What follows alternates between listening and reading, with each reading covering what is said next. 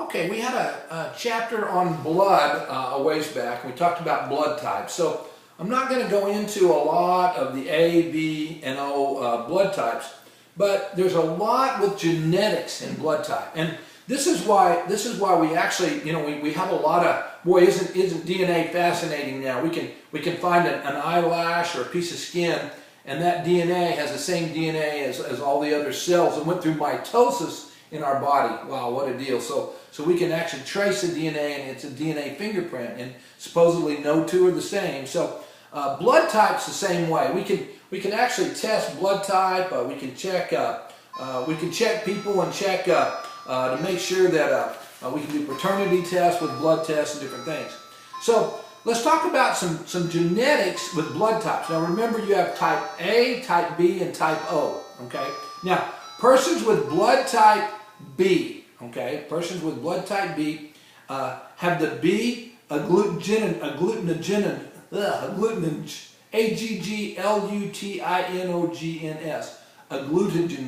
okay, or the antigens. Now I wanted to use the agglutinogens word, which I butchered quickly there, because I wanted you to hear that, because that's actually what we call the antigen. But every once in a while the agglutinogen name is used. So when you hear that, you'll be like, oh, okay, well, I would much rather say the word antigen. Okay, so the word antigen is derived from that. So persons with blood type B have the B antigens. So what does that mean? Blood type A has the A antigen, so they actually fight off, well, I don't want to get in, well, I'm going to talk about that here in a little bit, but once again, antigens, anti means against, so what are they against? Okay, so persons with type B blood have the B antigens. Alright, now, the genes for the ABO blood types, okay, capital A, capital B, capital O, are co-dominant, okay? So when we have a capital A and a capital B, they're co-dominant, they're both dominant. A is dominant and B is dominant, and if you have O in there, O is dominant. So it's kind of interesting. The genes for the ABO blood types are co-dominant. Now, which blood type could these parents not produce in their children?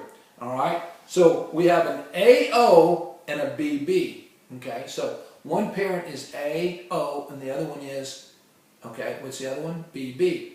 So they cannot produce because in order to be type O, we would have to have a parent with type O and another parent with type O. So, and that's not a typo. Okay. All right. So they cannot produce a type O. An AO and a BB cannot produce an O. Now, if we had an AO and a BO, then we could produce a type O. Okay. But in this particular question, it says, which blood type could these parents not produce in their children?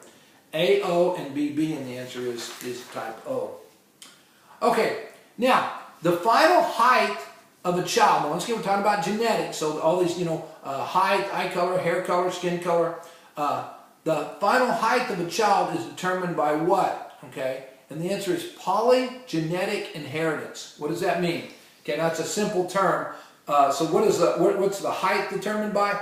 Poly meaning more than one, meaning it's coming from their parents and their grandparents and their grandparents. So polygenetic inheritance means you inherit your height.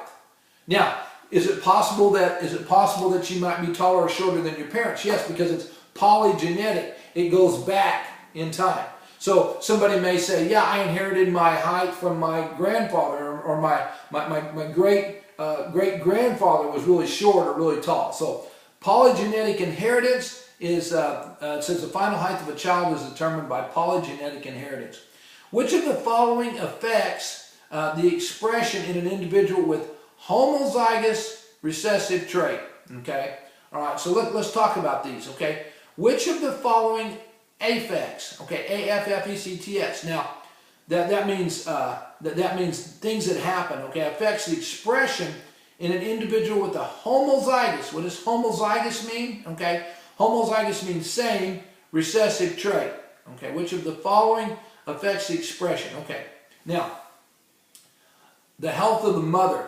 Okay, does that affect that? And the answer is yes. Yes. Now, why does that affect the health of the mother? Okay, It's homozygous recessive. It means she has that trait, but it's a recessive trait.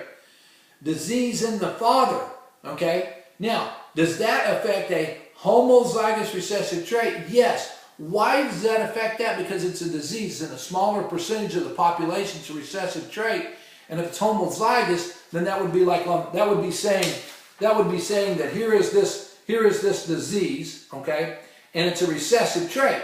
So we have that here, okay, but it doesn't show up. So we don't see the disease in the part that has a dominant. The dominant would be without the disease. But this would include the disease. So what are we saying here? Okay. Once again, let me pull this up here. This is saying a homozygous recessive trait. Oh, so the recessive trait is going to show up.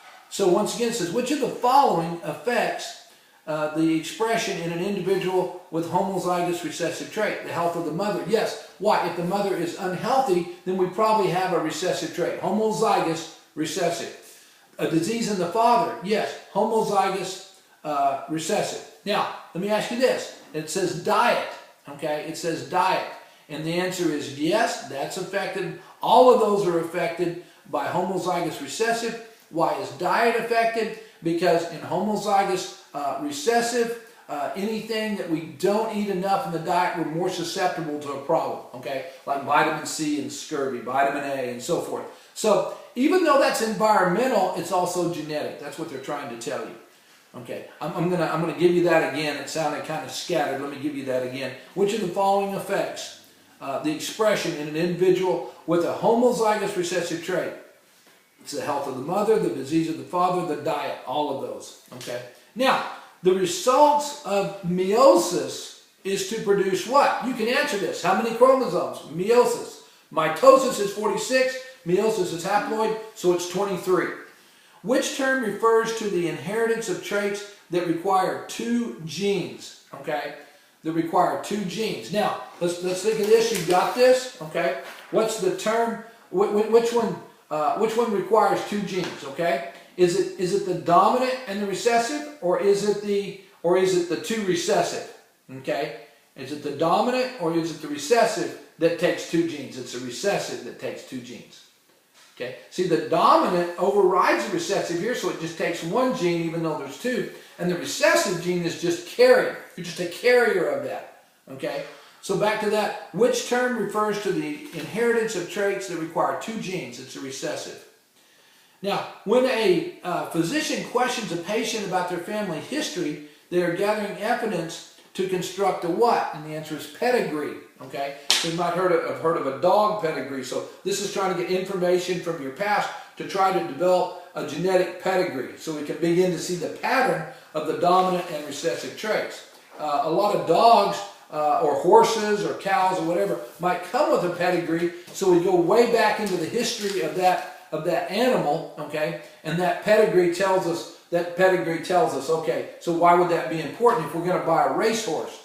Well, if that racehorse has a dominant gene, okay, for speed or for muscle or for size or for height or whatever it is, the characteristic that we really like, we better watch out, because if there's a recessive gene in there, then if we breed that horse with someone with another horse, okay, if we have that stud meet with a mare that, once again, same kind of deal here, we might see this dominant one. But if it's recessive here and the female is recessive, then we might not even have that great trait that we're going to spend a lot of money for a racehorse or a dog or whatever it is that we're looking for a pedigree. A certain bull that we want to go out and build the herd in our cattle, well, we really have to have a pedigree, okay? Because that bull may look amazing on the outside, okay? That bull may look amazing on the outside. If we have time, I'll tell you a story at the end if we have time. Okay, now we're going to talk about something called the SRY gene. Okay, the SRY gene causes expression of the X chromosomes. Okay, all right. So the SRY gene causes expression of the X chromosomes. All right. Now, what we need to know is, okay, we're going to start talking about some of these male and female links and cross links. So the genetic okay, so the genetic code for female, okay, is XX, and male is XY, okay, all right?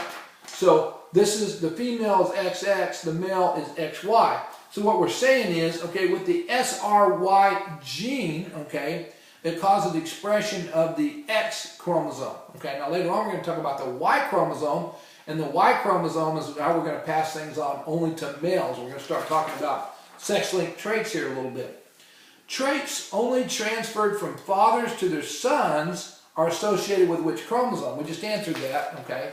So traits transferred from the father to their sons are associated with which chromosome? Well, it would have to be the Y, because that's the only one that's male. So the Y chromosome is how fathers pass something on to their sons. Now, can the mother pass on something directly to the son? The answer is yes, but it's not associated with the Y chromosomes. So there's certain things that only the father can pass on to the son. So we'll talk a little bit about those. And where did that come from? That the SRY chromosome affects the X's. Okay, so we'll talk about the other a little bit here. Okay, so now, traits only transferred from fathers to their sons are associated with what? The Y chromosome. Okay, let's do one more. The growth of facial hair, okay, the growth of facial hair is a good example of something that's carried on the Y chromosome, all right? And so the growth of facial hair is an example of what? Sex-limited trait expression, okay? So sex-limited, all right, so the dad passes on the growth of facial hair to the son. It's on the Y gene.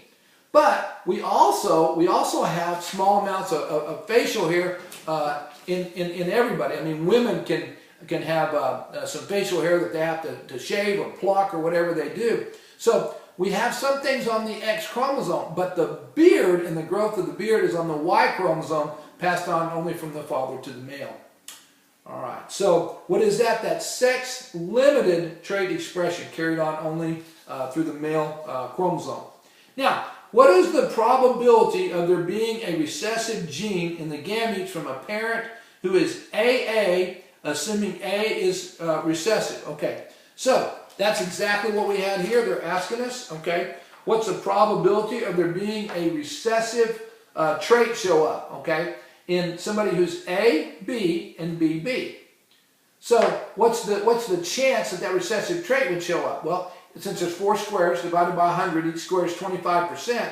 So there's 50% chance, okay, that the recessive trait will show up, because in this one, it was BB. Now, what if this had been a capital B? Okay, if this had been a capital B, then we'd be capital A, capital B, little b. Would the recessive trait show up? No, okay. And then here, if this was a capital B, then we'd have the recessive trait wouldn't show up, but it would show up here. So then it would have been 25%. Once again, if that's a capital B. Okay. So you can see it varies based on the genetics of the mom and the dad. Well, let's stop right there, and we'll get ready for the last video coming up of the whole semester.